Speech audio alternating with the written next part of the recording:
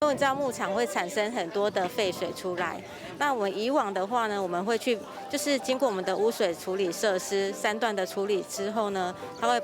直接排出去。那当然我们排放也不是随意排放，我们也是有去跟水利会申请排放许可证，那去排放出去。可是它会依照你排放的量然后去计算你的水污染防治费，所以这笔费用也是变成是我们一个成本。以前的废水没有，就是都是直接排放，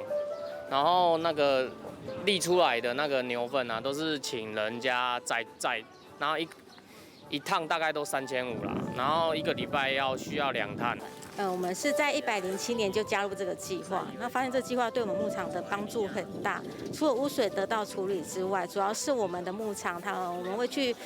租用农地，然后来种植牧草，之后收割给我们自己的牛只吃，来减少成本。畜牧粪尿中含有氮、磷，这个可以作为那个作物的那个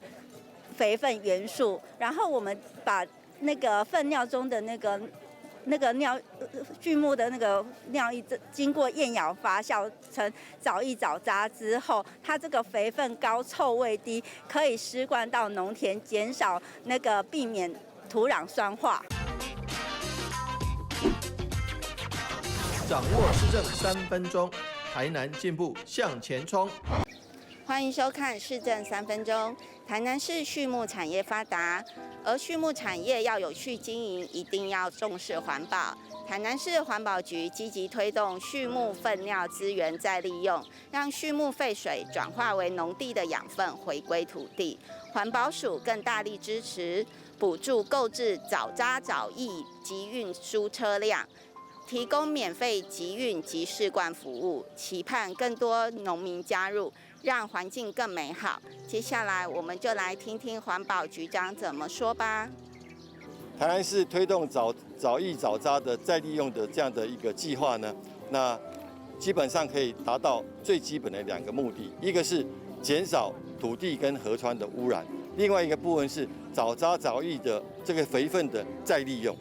那台南市呢，目前呢有188家的畜牧场呢去接受我们这样的辅导再利用的计划。那也因为推动这些计划，我们每年大概可以省下来了74万吨的水，同时呢也省掉了大概185万的操作费用。另外一个部分是因为不使用化肥了，所以呢肥料的钱呢也省下来，大概有580万左右。所以这样的一个节省的效益，再加上减少污染的效益呢，我想是值得推动的。所以我们也希望说，未来还有更多的畜牧业者呢，能够去加入我们这个藻液再利用这样一个计划的行列里面，让我们的台南市的畜牧业呢更发展，同时呢，我们的污染也可以更减少。接下来请收看中嘉新闻。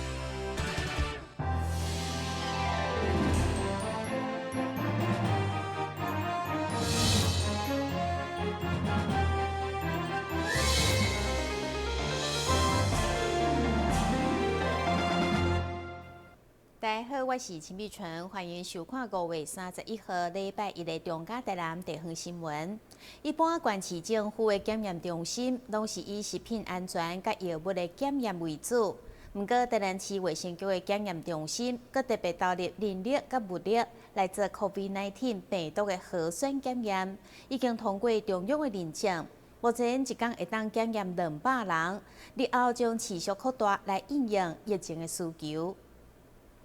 市长为特表示，徛伫区域联防甲县市合作，特别是台北甲新北市的疫情严重所造成的检验塞车的困难，所以台南市卫生局的检验中心原本只是做食品安全的检验，不过现在已经通过中央疾病管制署的认证，以后采检都要免送其他县市，甚至会当协助各县市来执行。而这项超前部署的检验，嘛成为全台湾第一个县市政府的卫生中心才有的。因为以前常常需要南部第一个缺乏设备、缺乏人力哈，我们在台南成大奇美，它就可以做这个检验的服务，还有一些少数几个医院。那但是以卫生局的这个层级来讲，我们台南市是全国第一个。那目前为止建制的这个人力哈，跟这个机器设备我们不用再多花钱把原来的卫生局的检验中心它的人力跟这个机器设备来转化。现在大概初期可以每天可以筛检大概200个检体，然后这个等待我们继续扩充量能跟人员的话，那中央也会补助，那将来可能渴望再获得更多的提升。这是先超前部署来建制这个检验能量，因为我们第一线的筛检站筛检出来的这个检体，如果每次都要后送到这个中北部去的话，第一方面，中北部现在本身已经疫情相对的严重，那所以他们本身的筛检量能都已经几乎被塞满了。如果再容纳这个我们的检体，可能会延误了这个防疫的时间。那一旦案例还没有确诊，你就很难再做其他的匡列后续的动作。所以为了避免这个塞车，我们自建量能那将来可以在最短的时间内有确诊的这个是不是确诊的结果会出来。那检验的结果出来之后，后续的这个防疫工作以及清消工作以及这个相对应的治疗工作可以顺序展开。县市政府的卫生局的检验中心通常是以食药为主平常业务是以食药为主，所以要把它转做COVID-19 的这个核酸的检验是需要一点时间跟认证的，是需要中央CDC 认证的，所以我们在很快的时间内把人力物力建制起来，所以在5月28日已经正式通过 CDC 的认可，我们是台湾县市政府里面第一个可以做这个COVID-19 的核酸检验的一个检验中心。那一天的量呢，目前是200以协助疫调的一个匡列的检验为主。为了应应一旦需要采检的人愈来愈多，不管是筛检站还是检验中心，那拢塞车，对疫情的判断甲防疫作为都有真大影响。所以台南市强调一定要超前部署。但新闻管制何超邦采访报道。因应本土疫情持续严重，台南市率先推出全台湾第一个地方政府的防疫仪表板，其中佫特别设立确诊者的卡列地图等等的资讯，除了互民众会当快速的掌握疫情以外，嘛了解后续的防疫作为。为了让民众会当快速掌握咱在地疫情甲相关的防疫医疗资源，台南市健科会以整合安心甲开放为原则，结合资讯业者，伫台南市政府的防疫专区，共同开发一套防疫的仪表板。网页当中包括确诊病例、居家检疫、居家隔离等公开透明的资讯，成为全台湾为第一个县市首创。这个疫情仪表板会对于民众获得正确、迅速而且正确的资讯很有帮助。对于消除一些假消息或是网络上留言的假消息这个有一些帮助我想希望说民众可以多利用疫情仪表板。防疫应该严格说起来是防疫仪表板因为很多防疫的工作都在进行那志工地图也会这个随之来建立，大家知道说哪边有志工，那如果愿意参与防疫志工的朋友，都很欢迎其中仪表板上大特色，就受设立确诊者的卡架，透过无同色彩图案说明，让民众了解感染源，嘛知影后续如何防疫。那这个确诊者足迹地图，我们预设是显示过去14天确诊案例的足迹。不过呢，使用者呢可以自己去调整地图的时间，然后仪表板可以只有显示该时段的资讯，那也可以选定特定的个案图示，让仪表板只有显示该个案的足迹。那也可以选定特定的传染链那显示该传染我们就只显示该传染链的足迹。综合来讲呢，其实我们这个仪表板可以让民众很及时的了解台南的疫情现况。那我们也透过颜色来标示足迹地图，那可以让传播链呢可以一目了然。那这是台南市运用开放资料还有公司协力所整合出来的一个整合而且有用的一个资讯。据了解，该资讯系统的开发28号已经完成测试，正式上线，欢迎民众上网来查询。但新闻管制何超邦采访报道。国内疫情严重，第一线防疫人员甲警消同仁伫疫情的时阵面临高风险。为了感谢防疫人员的付出甲辛劳，市长黄伟哲特别争取1000剂疫苗，优先提供予第一线的警察同仁。为建立第一线的防疫人员的防疫力，中央疾病管制署伫个27号拨予台南市13000剂 AZ 疫苗，其中1000剂用伫个第一线的警消人员，其中永康分局伫个28到30号分配到永康区公所来施打，总共完成120位，予第一线执勤的同仁会用个更加安全来投入治安甲防疫的工作。今天是配合分局这边的规划，然后来施打那个 COVID-19 的疫苗。那因为分配的数量有限，那同时分局的部分也是兼顾说同仁自己的施打意愿，所以他一开始在分配前，他已经有做一个调查，那是以民主的方式来决定，就是让同事来表达他愿意施打的意愿。然后因为最后分配的那个数量没有达到说登记的人数，那最后就是以登记人数的比例下去换算出各所今天可以来施打的人数。那因为现在疫情严峻，所以说我们当外勤主管的部分，其实也是鼓励同仁应该是要施打疫苗，这样在外面执勤的话，不管是各项防疫工作，其实都可以达到一个主角的一个效果，至少说可以尽可能的避免有染疫的风险。是很感谢市长帮我们争取这个疫苗，在第一时间能提供给我们警消同仁一个保障啊。而这不止保护我们员警跟消防同仁的安全，还有那个民众跟我们家人的安全，那也提升我们在执行上的信心。根据卫生局的统计，这届疫苗施打的对象是第一类的医术人员加参与防疫的警消人员。第一天28号总共施打5740剂，29号5366剂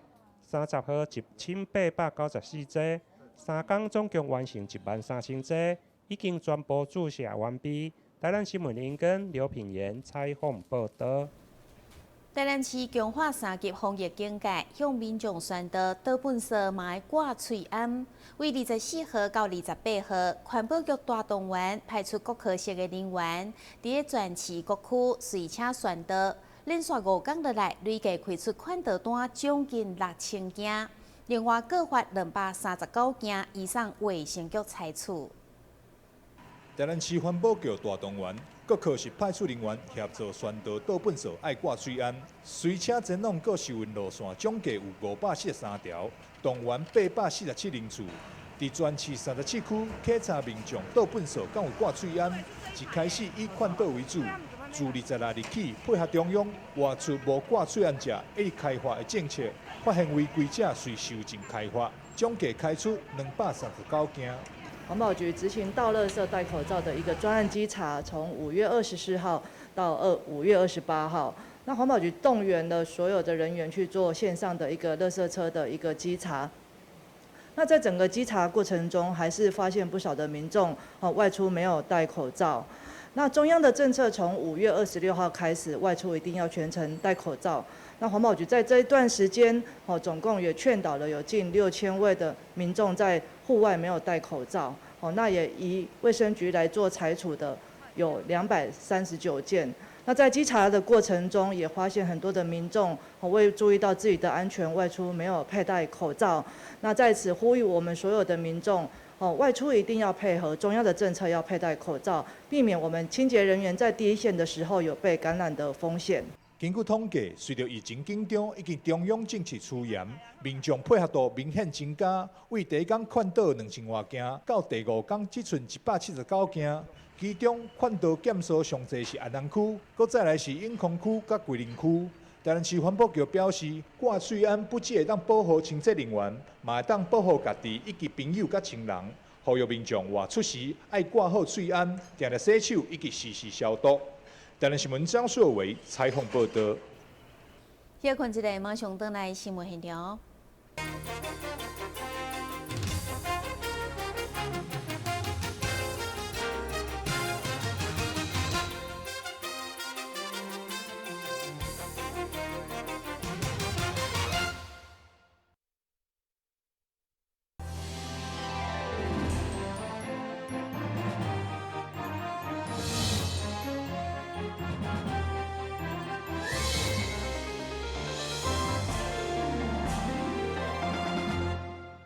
主席基金会为了感恩第一线防疫人员的付出，除了捐助防疫的物资、面罩、甲手套，现主席也正伫个赶工兴建筛检组合处，分别位伫个新华体育公园、甲松碧娱乐中心，预计6月2号进前完成。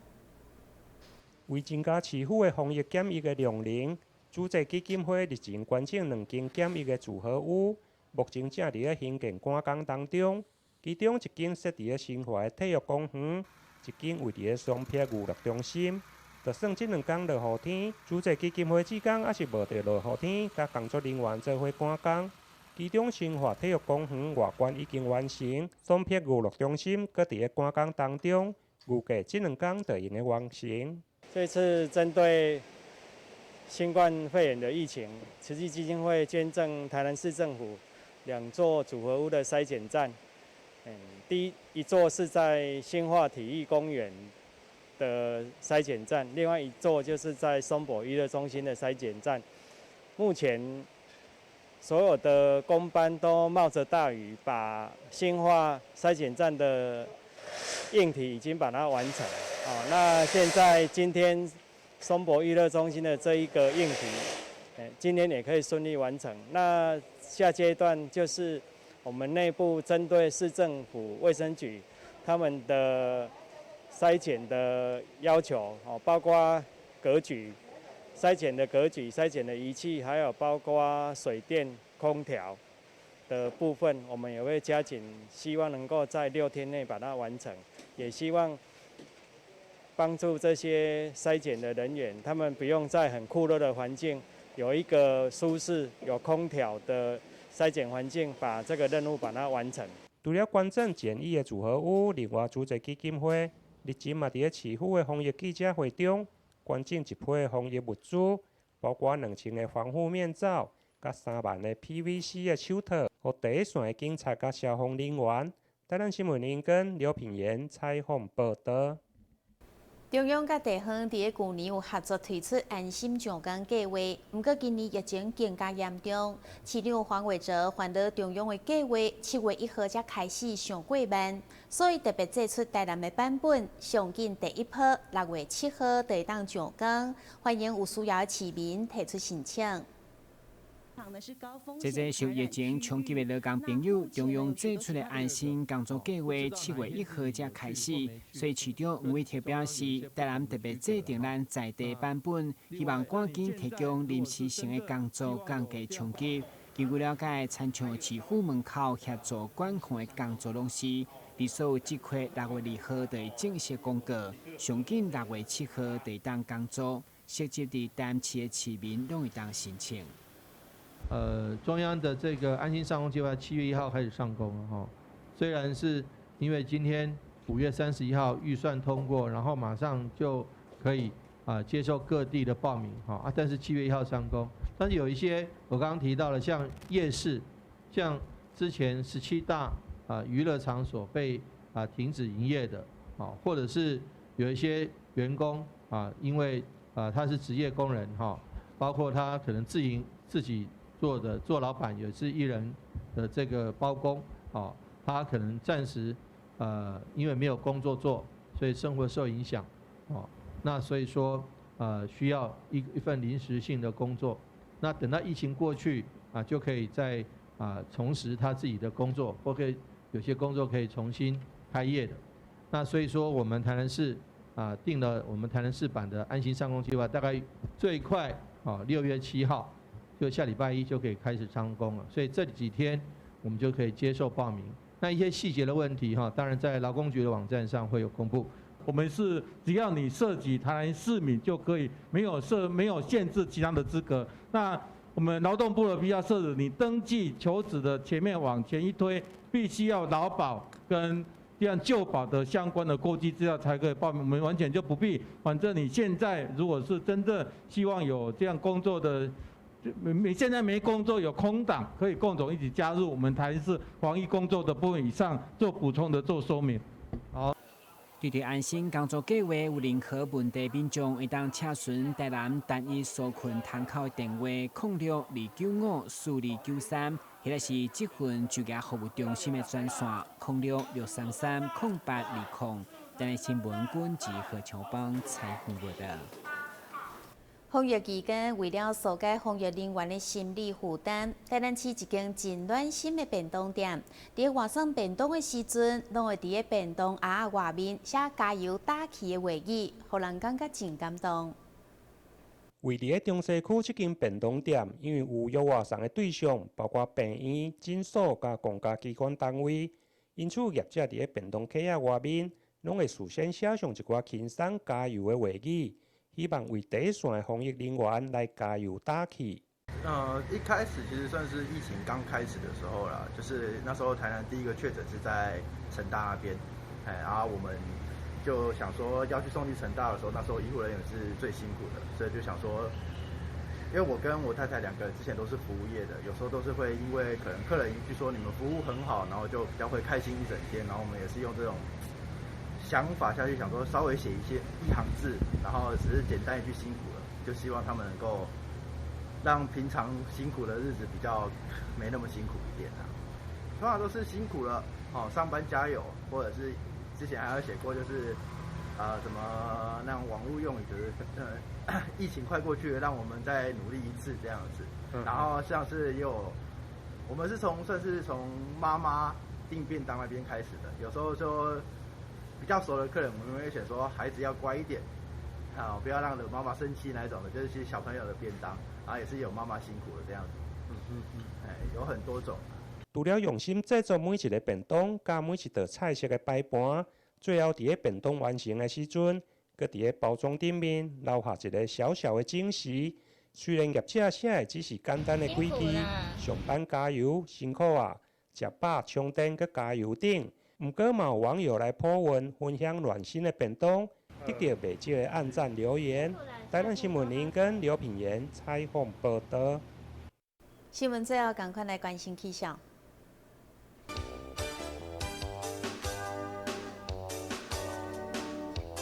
明仔载是节分，有时乌云底渐转雨，或者是雷雨的天气，温度29度到31度，落雨几率有5成。海面电光风力4级到5级，上大阵风是8级。感谢你收看5月31号的中嘉台南地方新闻，我是陈美泉，咱再会。